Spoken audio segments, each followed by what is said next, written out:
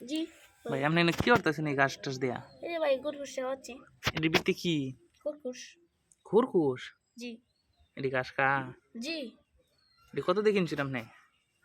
দামই তো 900 আত্মীয় লাগে তো তাই 500 দিয়ে গেছে আপনি কি খরগোশ পালবেন? জি আচ্ছা বাহুর ইঞ্চি দিই একটা খরগোশ লইছে হাতের মধ্যে এদিকে ছোট বাচ্চা 1600 দুই ওটা কি বেটা না বিডি?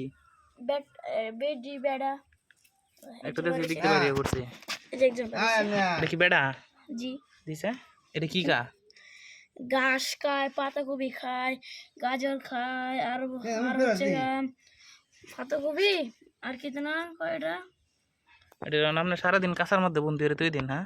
জি বাইতাই না সারকন থাকলে তো এই যে বিড়িও আছে বিড়ি খাইবো? জি না হ্যাঁ বিড়িও খায় নাকি? জান না ভাই বিড়ি খাওয়াই না আপনি খরগোশ রে? না কি কই না আমি তো মনে হচ্ছে বিড়ি খাওয়াই যেটা বাহির করে এই পিচ্ছি এই যে ওই দুইটা হ্যাঁ জি দুইটা কি বেচার বাইন?